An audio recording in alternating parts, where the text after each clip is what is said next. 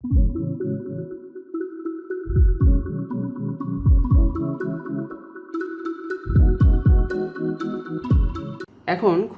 খুব ইম্পর্টেন্ট একটা ড্রয়িং নিয়ে আলোচনা করব। আরসিসি কলম, এটা বুঝতে পারলে খুবই সহজ, না বুঝতে পারলে খুব টাফ। কারণ এটাই হচ্ছে মেন ড্রয়িংয়ের পার্ট, অর্থাৎ এর ওপরই কিন্তু বিল্ডিং দাঁড়িয়ে থাকবে। এটা যদি ভুল ক্যালকুলেশন করা হয় বা ভুল ড্রয়িং দেওয়া হয় তাহলে কিন্তু বিল্ডিং ভেঙে যেতে পারে। এই কলমের প্রথম পার্টে আছে কলম প্ল্যান, অর্থাৎ উপর থেকে দেখলে যেটা দেখতে পাই সেটাকে বলা হয় প্ল্যান। এখানে আমরা দেখছি একটা জালি আছে। অ্যাকচুয়ালি এই জালিটা কলমের নিচে বেসেতে থাকবে, তার উপরে কলমটা উঠবে। এই জালিটা এই পজিশানে থাকবে, এই যে এটা হচ্ছে জালি। এবার এই জালির মধ্যে বিভিন্ন রড দেওয়া আছে, বিভিন্ন মাপ আছে, সেগুলো আমরা এক এক করে জানবো। প্রথমে হচ্ছে এই ফুটিং সাইজটা 1200x1200 দেওয়া আছে, অর্থাৎ এটা ঢালাইয়ের কংক্রিটের সাইজ।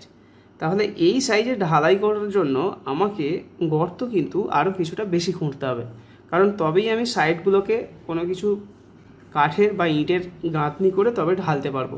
ডাইরেক্ট মাটির সাথে কিন্তু কংক্রিট ঢালা উচিত নয়। সেক্ষেত্রে কংক্রিটের যে স্ট্রেংথ বা যে ক্ষমতা থাকে সেটা কিন্তু নষ্ট হয়ে যায়। সেক্ষেত্রে আমাকে 6 ইঞ্চি করে সব সাইডে ছাড় দিয়ে তবেই গর্ত খুঁড়তে হবে, অর্থাৎ 4 ফুট করে আমার ফুটিংয়ের সাইজ কলমের, আমাকে গর্ত খুঁড়তে হবে টোটাল 5 ফুট বাই 5 ফুট। অর্থাৎ এই 5x5 গর্তের মধ্যে আমি 4 ফুট বাই 4 ফুট আমার কলমের জালিটা করব, অর্থাৎ সব সাইডে 6 ইঞ্চি করে ছাড় দেওয়া রইল। এবার এই যে জালি হচ্ছে, এর রড যে বাঁধবো সেই রডের সাথে সিমেন্টের যে ব্লক হবে, অর্থাৎ এইভাবে রডগুলো পাতা থাকে, এই যে রডগুলো পাতা থাকবে, এই রডের সাথে সিমেন্টের যে সাইডে ব্লকটা থাকবে, অর্থাৎ সিমেন্ট আর রডের মধ্যে কিছুটা তো গ্যাপ প্রয়োজন, সেই গ্যাপটা হচ্ছে 50 মিলিমিটার ক্লিয়ার কভার দিতে হয়। এটা as per Indian standard code অনুযায়ী করা হয়, এর কমে দেওয়া যায় না। অর্থাৎ এই যে কভারটা, এখানে দুটো লাইন আছে, একটা হচ্ছে রডের লাইন, একটা কংক্রিটের লাইন। এই যে কভারটা, এই যে লেখা আছে ক্লিয়ার কভার ইন ফুটিং 50 মিলিমিটার, অর্থাৎ 2 ইঞ্চ মতো। এরপরে এই যে রডগুলো দেওয়া আছে, এই রডগুলো হচ্ছে জালির মতো করা আছে বোথ সাইডে। এই যেখানে লেখা আছে 10 mm dia footing 150 mm centre to centre both ways, অর্থাৎ এইভাবেও আছে আবার এইভাবেও আছে। তো এই যে রডগুলো, এর মাপ দেওয়া আছে 10 mm ডায়া, অর্থাৎ 10 মিলিমিটার ডায়ার।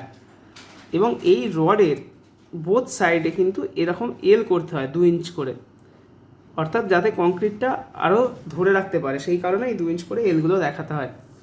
এইভাবে এখানে রড দেওয়া আছে এবং এই রডের ঠিক মাঝখান থেকে কলমটা উঠছে। এই যে কলমটা উঠছে, এখানে দেওয়া আছে 16 ডায়া 4 নস অ্যান্ড 12 ডায়া 2 নস মেন বার, অর্থাৎ মেন যে বারগুলো উঠছে, মেন যে রডগুলো কলমের ওঠে সোজাসুজি যে দাঁড়িয়ে থাকে এইভাবে, সেই রডগুলো হচ্ছে 4টে কোণে 4টে 16। এইভাবে যদি আমরা দেখি, 4টে কোণে 4টে 16 রড থাকবে এবং মাঝখানে দুটো 12 রড থাকবে। এই রডগুলো হচ্ছে সোজাসুজি এইভাবে উঠে যাচ্ছে এবং এই রডগুলোরও নিচে এইভাবে নেমে এরকম এল হয়ে থাকবে। এই এলগুলো 1 ফুট থেকে 2 ফুট পর্যন্ত হতে পারে। এরপরে আমাদের এখানে বিভিন্ন মাপ দেওয়া আছে, যেমন 1200x1200 ফুটিং সাইজ। তার ভিতরে এই যে বেসটা, অর্থাৎ এইখান থেকে হচ্ছে স্টার্টার, এইটা থেকেই আপনার কলমটা শুরু হচ্ছে। এই স্টার্টারটা মেন কলমের থেকে একটু চওড়া থাকে, এটার মাপ দেওয়া আছে 400x400।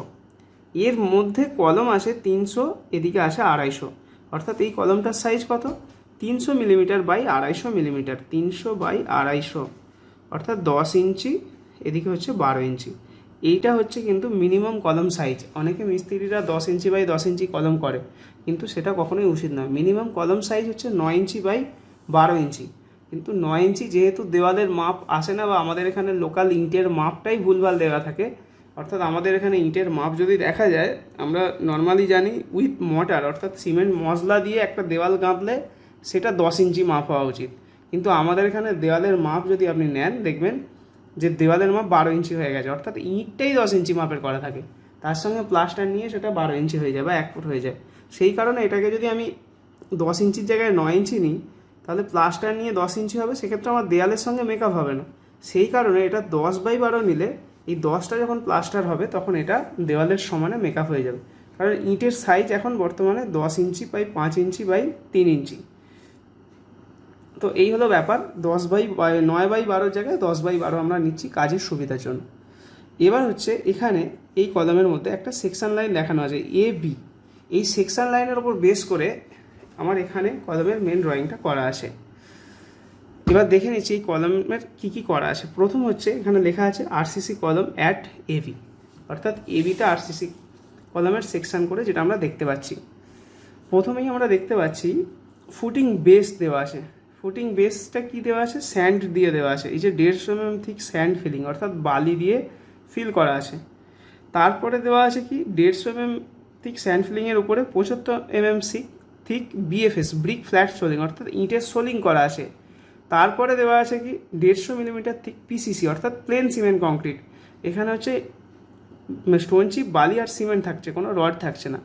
তারপরে হচ্ছে আসল যে মেন স্ট্রাকচারটা ফুটিংয়ের উঠছে, সেই স্ট্রাকচারটা উঠছে। সেটার মাপ এখানে কত দেওয়া আছে? 250 mm, অর্থাৎ 10 ইঞ্চি হচ্ছে এই মাপটা, একদম তলারটা। তারপরে ট্যাপারের যে হাইটটা সেটা আছে 150। তারপরে যেখান থেকে কলম স্টার্ট হচ্ছে, স্টার্টার দেওয়া আছে 100, অর্থাৎ টোটাল এখানে দেওয়া আছে 250, 150, 100, অর্থাৎ 500 মিলিমিটার। এবং তারপরে 625 millimetre up to ground level করা আছে। এবং টোটাল এখানে দেওয়া আছে 1500 মিলিমিটার ফুটিং ডেপথ, বা প্রায় 5 ফুট। এইটা হচ্ছে টোটাল ডেপথ।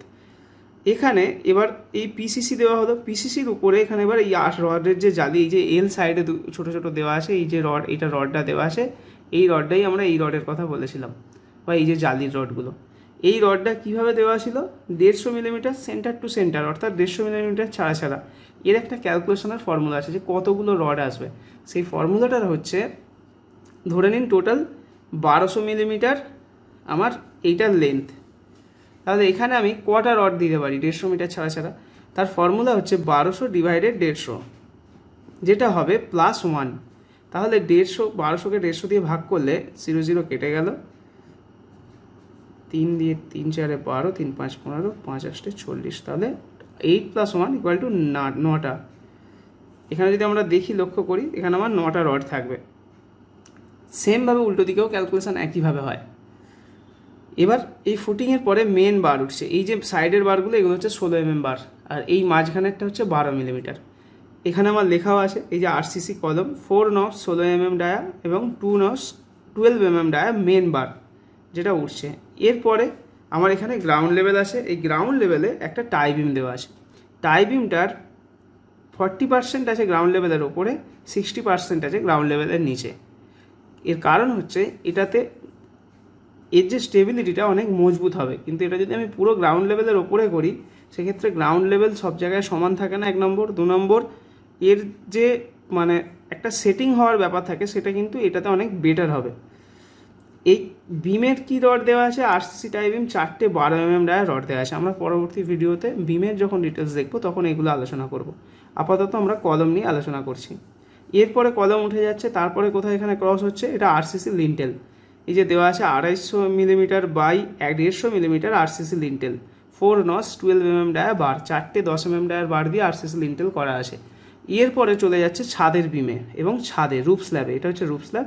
এর নিচে 250 বাই 300 mm RCC রুফ বিম আছে, যার মধ্যে দুটো আসে টপ বার, দুটো আসে বটম বার, দুটো টপ বার আছে 12, দুটো বটম বার আছে 16, এবং একটা 16 mm এর ক্র্যাঙ্ক বার আছে। ক্র্যাঙ্ক বার মানে রডটা এইভাবে গিয়ে এইভাবে নেমে আবার এইভাবে গিয়ে আবার এইভাবে উঠে আবার যাবে, এটাকে বলা হয় ক্র্যাঙ্ক বার। তো এই হলো বেসিক কলমের ডিটেলস। এবার এই কলমের ডিটেলসটা কিভাবে ক্যালকুলেশন করা হয় না হয় সেটা পরবর্তী ভিডিওতে দেখাবো। যেহেতু এই ভিডিওগুলো শুধুমাত্র ড্রয়িং রিলেটেড, তাই ক্যালকুলেশনের পার্ট কিন্তু এখানে নেই। ক্যালকুলেশনের পার্ট পরে কোনো ভিডিওতে দেখানো হবে। আপাতত শুধুমাত্র ড্রয়িংটা জাস্ট এখানে দেখানো হলো। এবার আরও কিছু এখানে লেখা আছে, যেমন 8 mm ডায়ার ties, 150 centre centre and 100 centre centre near support, অর্থাৎ যেখানে সাপোর্ট আছে, মানে এই যে বিমের পাশাপাশি অংশগুলো, এখানে কিন্তু সেন্টার সেন্টার হচ্ছে 100 মিলিমিটার বা 4 ইঞ্চি। কারণ এখানে যেহেতু চাপটা বেশি পড়ে, সেই কারণে এই বিমের কাছাকাছি হচ্ছে 4 ইঞ্চি ছাড়া ছাড়া, এবং বাকি জায়গায় 150 সেন্টার সেন্টার মানে 6 ইঞ্চি ছাড়া ছাড়া। 8 mm ডায়ার টাইস দেওয়া আছে। টাইস মানে হচ্ছে যেগুলো দিয়ে বাঁধা হচ্ছে রিংগুলোকে টাইসও বলা হয়, এবং এই একই রিংকে আবার স্টিরাপ বলা হয়। স্টিরাপ হচ্ছে যেগুলো বিমের মধ্যে থাকে, অর্থাৎ এই যে লেখা আছে 8 mm dia stirrup, 150 centre and 100 centre near support. বিমে বা হরাইজন্টাল কোনো কিছুর উপরে যদি স্টিরাপ দেওয়া থাকে সেগুলোকে বলা হয় স্টিরাপ। আর যখনই সেটা ভার্টিক্যাল কোনো কম্পোনেন্ট হয় অর্থাৎ কলম, সেক্ষেত্রে সেটাকে বলা হয় টাইস। জিনিসটা একই, দুটোর নাম আলাদা আছে। এবার একটা প্রশ্ন আসতে পারে যে এই স্টিরাপ বা টাইসের মাপটা আমি কী করে বুঝবো। ধরে নিলাম এই কলমের মাপটা আছে 300 mm বাই 250 mm। এই কলমের মিনিমাম কভার দিতে হয় 40 millimetre, as per Indian standard code 40 millimetre cover দিতে হয়। তাহলে আমার এদিকে 40, এদিকে 40, এদিকে 40, এদিকে 40, তাহলে 300টার জায়গায় আমি স্টিরাপ নেব কত, 220 mm। আর 250 জায়গায় আমি স্টিরাপ নেব 210 mm, সরি 170 mm, কারণ 250 থেকে 80 বাদ যাচ্ছে, আর এদিকে 300 থেকে 80 বাদ যাচ্ছে 220, তাহলে 220 ইন্টু 170 mm হচ্ছে আমার স্টিরাপ লাগবে এই বিমটার জন্য, তবে ঠিকঠাক হবে। এই হলো একটা কলমের ডিটেলস। এবার এর পরেও যদি কিছু জানার থাকে বা কিছু প্রশ্ন থাকে অবশ্যই কমেন্টে জানাবে, আমি সেটাকে নিয়ে আবার একটা ভিডিও বানাবার চেষ্টা করব।